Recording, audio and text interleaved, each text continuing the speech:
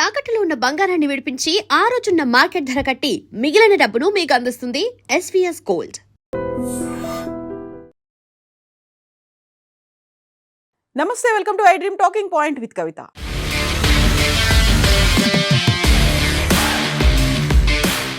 Iran మీద America Israel చేస్తున్నటువంటి యుద్ధం 3వ వారానికి చేరుకుంది. అలాగే పాకిస్తాన్, ఆఫ్ఘనిస్తాన్ దేశాల మధ్య జరుగుతున్నటువంటి ఘర్షణలు కూడా 3వ వారానికి చేరుకున్నాయి.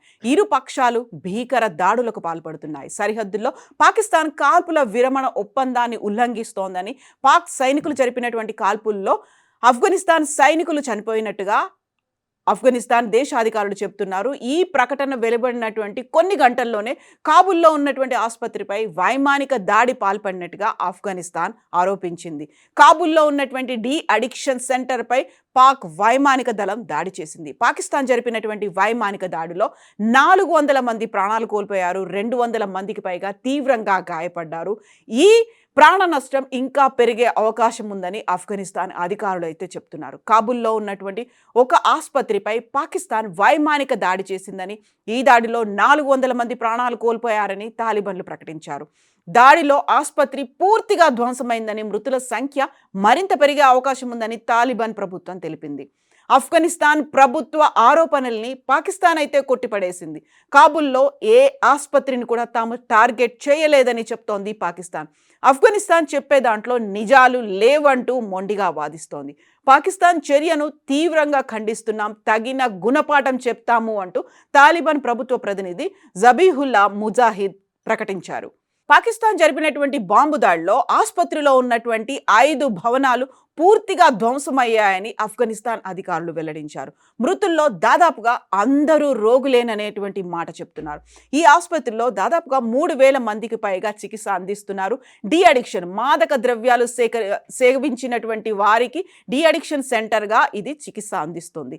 ఆసుపత్రిలో చెలరేగినటువంటి మంటలని అదుపు చేసి మృతదేహాలను వెలికి తీస్తున్నటువంటి వీడియోలను స్థానిక మీడియా ఆఫ్ఘనిస్తాన్లో ప్రసారం చేసింది. పాకిస్తాన్ అంతర్గత వ్యవహారాల శాఖ ఉప మంత్రి మొహమ్మద్ నబీ ఒమరీ మంగళవారం ఆసుపత్రిని పరిశీలించారు.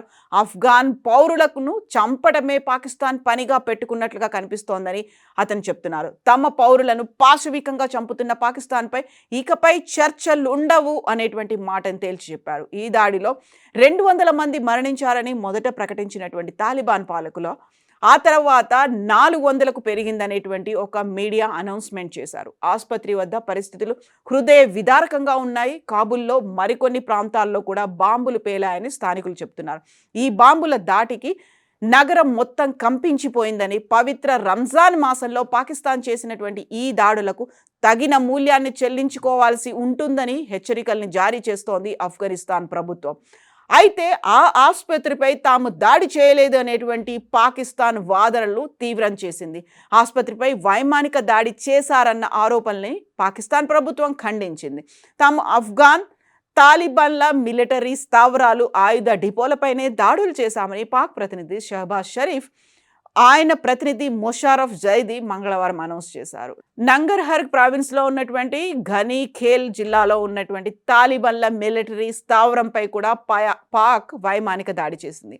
ఆఫ్ఘనిస్తాన్లో ఉగ్రవాదులను నిర్మూలించే చర్యలను తాలిబాన్ పాలకులు వేగవంతం చేయాలని డిమాండ్ చేస్తూ ఐక్యరాజ్యసమితి భద్రతా మండలి ఏకగ్రీవంగా తీర్మానాన్ని ఆమోదించినటువంటి కొన్ని గంటలకే కాబూల్ ఆసుపత్రిపై పాక్ దాడి చేసింది.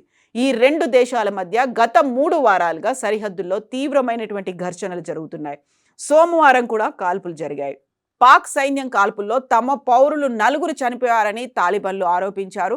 ఇక 3 వారాల్లో ఇప్పటి వరకు 684 మంది తాలిబాన్లు మరణించారని, 912 మంది గాయపడ్డారని పాకిస్తాన్ సమాచార శాఖ ప్రతినిధి అతొల్లా తరార్ అయితే చెప్తున్నారు. ఇరుగు పొరుగు దేశాలైనటువంటి పాకిస్తాన్, ఆఫ్ఘనిస్తాన్ మధ్య అత్యంత తీవ్రమైనటువంటి పోరాటం. అందులోనూ ఆఫ్ఘనిస్తాన్ లోపల పాకిస్తాన్ జరిపినటువంటి వైమానిక దాడులకు ప్రతిస్పందనగా ఆఫ్ఘనిస్తాన్ సరిహద్దు దాటి దాడులు ప్రారంభించడంతో ఫిబ్రవరి చివరిలో ఈ ఘర్షణ, యుద్ధం అనేది మొదలైంది. ఈ దాడులలో పౌరులు మరణించారని కాబూల్ పేర్కొంది. అంతకుముందు జరిపినటువంటి పోరాటంలో డజన్ల కొద్దీ సైనికులు, పౌరులు, అనుమానిత మిలిటెంట్లు మరణించిన తర్వాత అక్టోబర్లో ఖతార్ మధ్యవర్తిత్వంతో ఈ రెండు దేశాల మధ్య కాల్పుల విరమణ ఒప్పందం జరిగింది. ఆ ఒప్పందానికి ఈ ఘర్షణలు భంగం కలిగించాయి.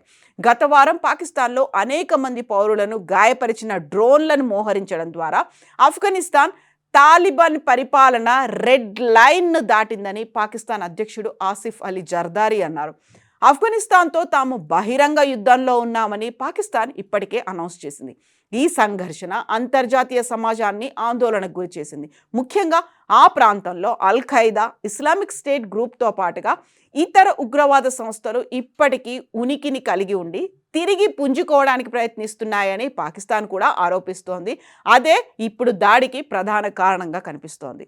అమెరికా ఉగ్రవాద సంస్థగా ప్రకటించిన పాకిస్తానీ తాలిబాన్కు, అలాగే దేశవ్యాప్తంగా పాకిస్తానీ భద్రతా దళాలను, పౌరులను తరచుగా లక్ష్యంగా చేసుకునేటువంటి నిషేధిత బలూచ్ వేర్పాటువాద బృందాలకు, ఇతర మిలిటెంట్లకు ఆఫ్ఘనిస్తాన్ ప్రభుత్వం ఆశ్రయం కల్పిస్తోందని పాకిస్తాన్ ప్రభుత్వం ఆరోపిస్తోంది.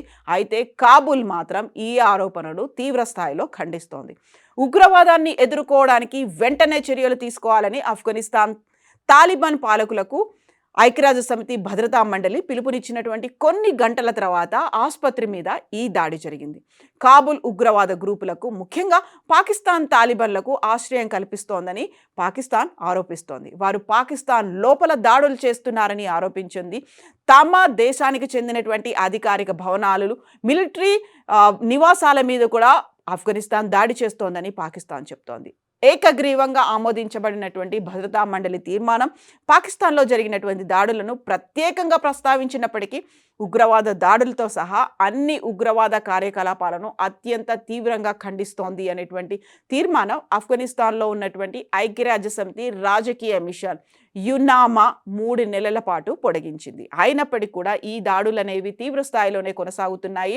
ఇప్పుడు అక్కడ డి అడిక్షన్ సెంటర్ మీద పాకిస్తాన్ చేసినటువంటి దాడిని భారతదేశ ప్రభుత్వం కూడా తీవ్రంగా ఖండించింది. అక్కడ చికిత్స పొందుతున్నటువంటి రోగులని టార్గెట్ చేయడం, ఆసుపత్రిని టార్గెట్ చేయడం, అందులో 400 మంది ఇప్పటికా అధికారికంగా మరణించినట్టు లెక్కలు చెప్తుంటే ఆ సంఖ్య ఇంకా పెరిగే అవకాశం ఉందని ఆఫ్ఘనిస్తాన్ చెప్తోంది. ఈ నేపథ్యంలో అంతర్జాతీయ సమాజం ఒకవైపు ఇరాన్ మీద అమెరికా, ఇజ్రాయెల్ చేస్తున్నటువంటి దాడికి తోడుగా ఇప్పుడు పాకిస్తాన్, ఆఫ్ఘనిస్తాన్ మధ్య జరుగుతున్నటువంటి యుద్ధాలు, ఈ రెండింటినీ మాత్రం నిశ్చితంగా గమనిస్తోంది. ఒకవైపు ఆర్థికంగా నష్టం, దాంతోపాటుగా ఆయుధ సంపత్తి, ప్రాణ నష్టం ఇవన్నీ జరుగుతున్నాయి. కాబట్టి ఇంటర్వీన్ అవ్వాల్సినటువంటి అవసరం ఉంది. ప్రపంచ దేశాలు ఈ రెండోటి మధ్య జరుగుతున్నటువంటి యుద్ధాన్ని ఆపాల్సినటువంటి అవసరం ఉంది అనేటువంటి మాటలు కూడా వినిపిస్తున్నాయి. మీరేమనుకుంటున్నారో కామెంట్స్ రూపంలో తెలియజేయండి.